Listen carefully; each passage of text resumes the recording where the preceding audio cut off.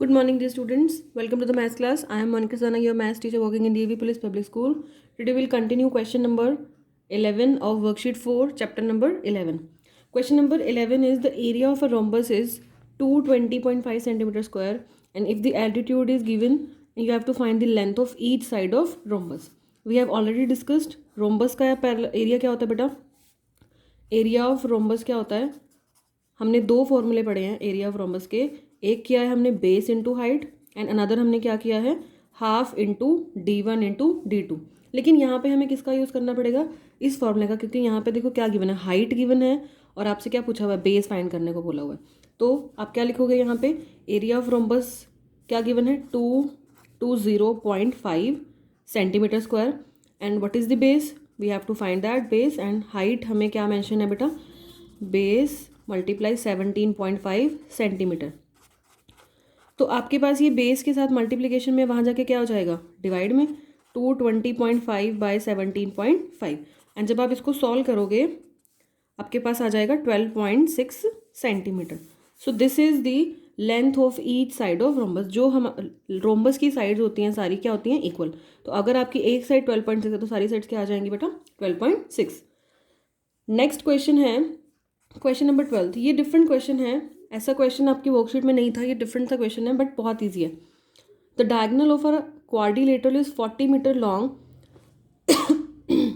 And perpendicular to it from the opposite corner are 8 metre and 10 metre respectively. Find its area. आपके पास एक quadrilateral given है बेटा, उसमें आपको ये डायगोनल गिवन है, this diagonal is given and the length is given 40 metre. आपको क्या फाइंड आउट करना है, आपको फाइंड आउट करना है एरिया. अब क्वाड्रिलेटरल का एरिया निकालना होता है, या तो हमें चाहिए होता है बेस. बेस कौन सा चाहिए होता है हमें, ये वाला. इसको हम ड्रॉ करते हैं. जब भी क्वेश्चंस आएंगे आपने फिगर को ड्रॉ करना है, क्योंकि जितनी क्लैरिटी हमें फिगर ड्रॉ करने से होती है उतनी हमें क्वेश्चन को रीड करने से नहीं होती. तो क्वेश्चन में फिगर ड्रॉ करना बहुत इंपॉर्टेंट है. अब देखो यहाँ पे डायगोनल बोली गई है, कितनी है 40 मीटर, और बोला हुआ है and the perpendicular to it from the opposite corner. ये तो आपको डायग्राम गिवन है तो आपको पता है कि यहाँ की लेंथ 8 है और इधर वाली लेंथ जो आपकी कितनी गिवन है 10 मीटर. परपेंडिकुलर की लेंथ गिवन है आपको, this is your triangle ADC and this is your triangle ABC. अब हमने एरिया ऑफ क्वाड्रिलेटरल क्या पढ़ा है, हमने पैरेललोग्राम का एरिया पढ़ा है. हमने किसी क्वाड्रिलेटर का एरिया फाइंड आउट नहीं किया अभी तक, क्योंकि हमें ये पता है कि पैरेललोग्राम में आपकी साइड्स जो हैं ऑपोजिट वो इक्वल होती हैं और उसमें हमें फॉर्मूला पता है क्या होता है, बेस इंटू हाइट. लेकिन यहाँ पे क्वाड्रिलेटरल बोला हुआ है और यहाँ पे देखो बेस गिवन भी नहीं है पहली बात, और ना ही ऑपोजिट साइड्स इक्वल हैं. तो क्वेश्चन में आइडेंटिफिकेशन बहुत इंपॉर्टेंट है. कुछ बच्चे क्या करेंगे इसमें कि वो सोचेंगे बेस ही है, एक हाइट उठाई और एरिया निकाल दिया. नहीं, ये ध्यान रखना है. इस फिगर में सबसे पहली बात इसने क्वाड्रिलेटरल वर्ड यूज़ किया है, that mean it is not a parallelogram. जो हम फॉर्मूला पढ़ रहे हैं वो पैरेललोग्राम का पढ़ रहे हैं, base into height. So this is not a parallelogram, we can not use this formula. लेकिन अब एरिया बोला हुआ है, आप यहाँ ध्यान से देखोगे कि यहाँ पे इस क्वाड्रिलेटरल में दो ट्राइंगल्स हैं. देखो, एक ट्राइंगल में बेस गिवन है और क्या गिवन है, हाइट. इस एक ट्रायंगल ABC में आपको बेस गिवन है 40 मीटर और हाइट कितनी गिवन है 10 मीटर. तो अगर हम दोनों ट्रायंगल्स का एरिया निकालें, उनको प्लस कर दे तो इस बड़े फिगर का एरिया आ जाएगा. तो ये चीज़ आपने अवॉइड करनी है. पेपर में बच्चे मिस्टेक क्या करते हैं, यहाँ पे इसको क्वाड्रिलेटरल नहीं, इसको पैरेललोग्राम ही समझते हैं और क्वेश्चन को सॉल्व कर देते हैं. तो ये चीज़ें आपने अवॉइड करनी है, ध्यान से रीड करना है कि फिगर क्या गिवन है.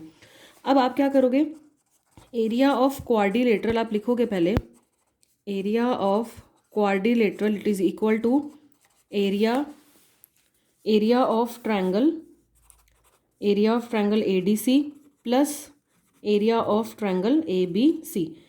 इस ट्रायंगल का एरिया और ट्रायंगल ABC का. तो अगर हम दोनों को जोड़ देंगे तो एक पूरा फिगर बन जाएगा, तो हमारा एरिया आ जाएगा. अब ट्रायंगल ADC में हमें बेस पता है, half into base into height plus half into base into height. ठीक है.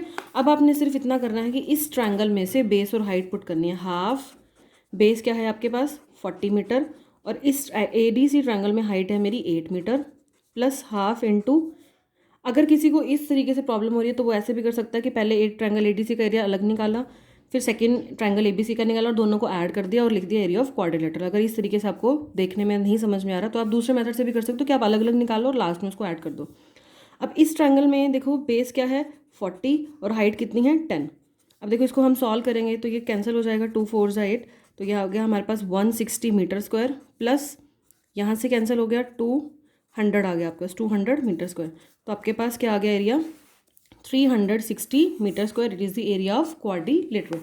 ठीक है, नेक्स्ट क्वेश्चन है आपके पास, नेक्स्ट क्वेश्चन है बेटा, find the area of rhombus whose diagonals are given. अब आपने फिगर में डायगोनल्स देख के कन्फ्यूज़ नहीं होना कि इसमें डायगोनल्स जो है ऐसे डॉटेड क्यों ड्रॉ की हुई हैं। आपको यहाँ पे ये पता होना चाहिए कि रोम्बस के हमने 2 एरिया किए हैं, 2 तरीके से एरिया फाइंड आउट करते हैं, एक बेस इंटू हाइट और दूसरा half into D1 into D2।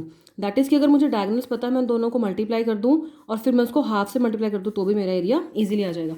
तो लास्ट क्वेश्चन में भी आपने क्या करना है, डायगोनल्स गिवन है, आपने लिखना है length of one diagonal that is equal to 15.2 centimeter, and similarly length of second diagonal that is 24 centimeter, and you have to find the area of rhombus।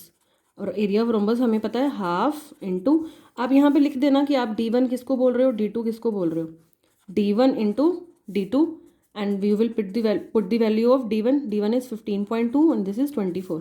तो ये आपका कैंसिल हो गया। अब आप इसको मल्टीप्लाई कर दोगे तो आपका जो भी आंसर आएगा सेंटीमीटर स्क्वायर में आपका आंसर आ जाएगा। तो आपने क्या करना है बेटा, क्वेश्चन ये वर्कशीट कंप्लीट करनी है और आपने इस वर्कशीट के सारे एग्जांपल्स जो है रफ नोटबुक में सॉल्व करने हैं।